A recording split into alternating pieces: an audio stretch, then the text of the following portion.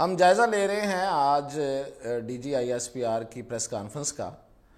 तो DGISPR की press conference जो है उसमें बहुत से इश्यूज़ का अहाता किया गया है, लेकिन सबको पता था, पहले से अंदाज़ा था कि असल मौजू इस प्रेस कॉन्फ्रेंस का क्या है। और वो असल मौजू 9 मई, सानहे 9 मई। अब ये लफ्ज़ उन्होंने ख़ुद तो इस्तेमाल नहीं किया, लेकिन जाहिर है कि उनकी तरफ से जो भी ये लफ्ज़ आ रहा है, और ये सानहे तो है। उससे पहले उन्होंने इंडिया, अफ़गानिस्तान सारे मामलात पे बात की, और फिर जब सवाल जवाब पे मामला आया तो उसमें से ये मामला सामने आया उठ के। अब इसके भी उन्होंने दो तरह से इस पे ख्यालात का इज़हार किया। पहली बात तो ये है कि सानहे 9 मई के किरदारों को ऐसे नहीं छोड़ा जाएगा। यानी कि अगर वो ये समझते हैं कि ये इसको फास्ट फ्लैग ऑपरेशन करार देकर, या इसको पहले से जो भी वो लफ्ज़ इस्तेमाल कर रहे हैं कि ये प्लान था, ये किसी और ने किया है, हम इसमें शामिल नहीं थे, और वो कहते हैं जी कि CCTV फुटेजेस लाएं और ये करें, यानी कि इस इशू को ज़्यादा से ज़्यादा सवालात उठाकर इसको मुंतशिर करना, इस पर से तवज्जो को हटाना, जो मकासद हैं इसके पीछे। तो इस पे एक बात वाज़ेह हो गई है कि फ़ौज सो फार जो कहा जा रहा था कि नहीं जी फ़ौज में ये भी बात चल रही है, वो भी बात चल रही है, मुज़ाकरात भी हो रहे हैं, मुज़ाकरात होने जा रहे हैं, तो वो एक का बात तो बिल्कुल क्लियर हो गई है कि साने 9 मई पे मुज़ाकरात नहीं हो रहे। ये और बात है, मैं आगे जाके इस पे बात करूंगा कि और एक उन्होंने एक लूज बॉल भी दी है, उस पर भी बात करता हूँ। तो मुज़ाकरात नहीं हो रहे।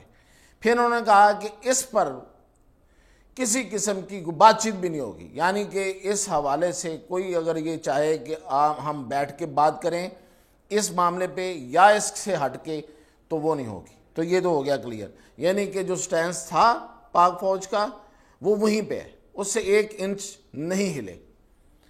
अब इस पे दूसरा जो उन्होंने इसका जो पहलू ज़ेर बहस लाए वो ये कि ये 9 मई जो है ये उनके मुताबिक कि ये यकदम नहीं हुआ, इसकी एक तारीख है, और वो ले गए हैं हमें 2014 के धरने में।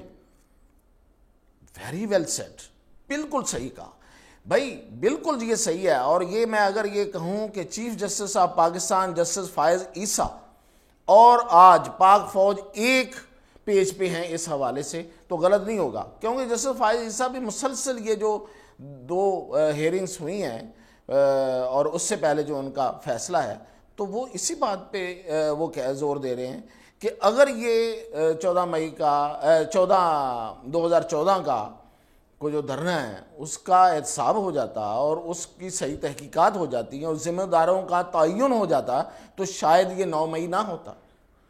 तो बिल्कुल आज DGISPR ने भी यही बात की है। अब इसमें हम आते हैं कि जो लूज बॉल है वो ये है कि जी माफ़ी मांगे, माफ़ी मांगनी होगी यार सूरत। तो जनाब क्या माफ़ी मांगने पर आप माफ़ कर देंगे? क्या कोई बंदा एतराफ़ कर ले तो आप उसको छोड़ देंगे? क्या 9 मई का सौदा माफ़ी मांगने पे हो जाएगा? ये सवाल है, मेरा नहीं, आम आदमी का, जिन्होंने ये प्रेस कॉन्फ्रेंस सुनी है। तो एक तो बात ये है। दूसरी बात ये है कि 14 मई 2014 का जो धरना है उस पे अगर आप बात कर रहे हैं कि इस पे जुडिशल कमीशन बनाना है, तो इस पे बनाएं।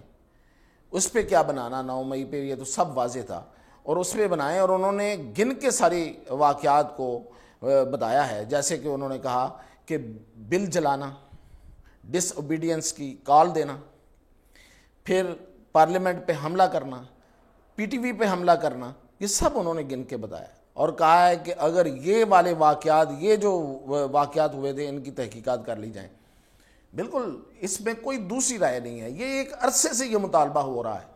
लेकिन सोचें, जब ये बात होगी तो फिर उसके पीछे किरदारों पे भी बात होगी, जो उसको ये सब कुछ जो करवा रहे थे, क्या उनको आप दायरे एहतसाब में लाएंगे? शुरू करते हैं हमीद गुल से, जनरल हमीद गुल, फिर उसके बाद शुजा पाशा, फिर उसके बाद ज़हीरुल इस्लाम, और फिर ये फैज़ हमीद। तो ये सारे के सारे जर्नैल हैं, ISA के चीफ रहे हैं। तो ये सारा जो इमरान खान प्रोजेक्ट था, प्रोजेक्ट इमरान खान जो था, उस पे जो इतनी लंबी और इतनी तवील और इतना जो इन्वेस्टमेंट हुई और जो उस पे जो उसको बनाया गया, तो इन सारे करैक्टर्स ने मिलके बनाया।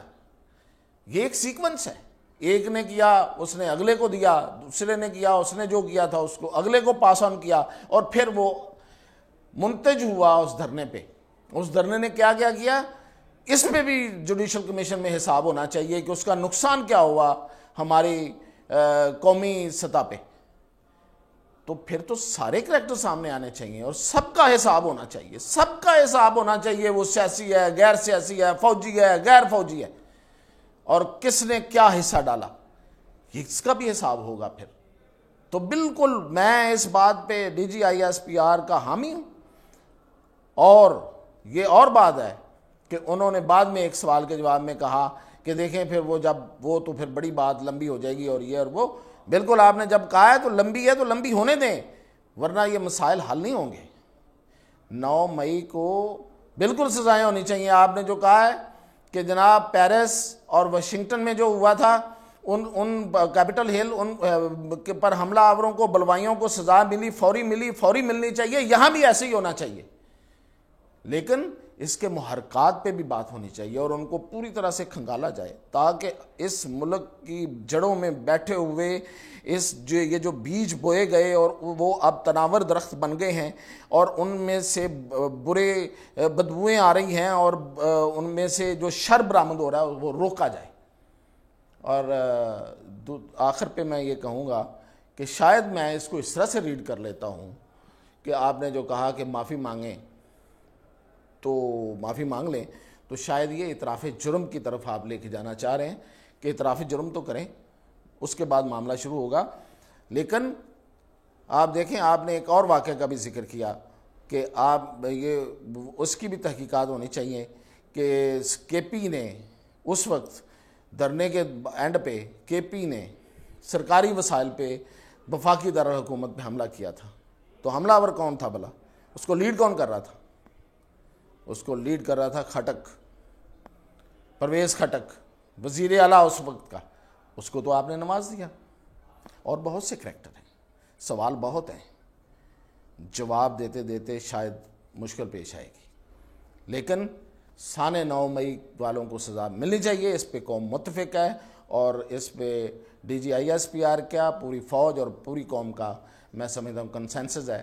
और फिर उन्होंने जो फ़ौज की अदारों के हिसाबात पे जो एक ब्रीफिंग दी है, वेल एंड गुड, बहुत अच्छा बताया है कि किस किस अदारे ने कितना टैक्स दिया है। ये अगर ऐसा ही इसी तरह से ये मामला आगे बढ़ें, जिसमें मैं क्रेडिट दूंगा नवाज शरीफ और इसहाक डार को, तो बहुत अच्छी बात है। फ़ौज भले फ़ौज के अदारे कारोबार करें, लेकिन कौमी मईशत में अपना हिस्सा डालें। तो ये एक खुश आइंद, ये एक खुशखबरी और बहुत अच्छी और मैं समझता हूँ कंस्ट्रक्टिव बात है। इसी पे बस करते हैं और फिर इस पे मज़ीद तबसरा करेंगे।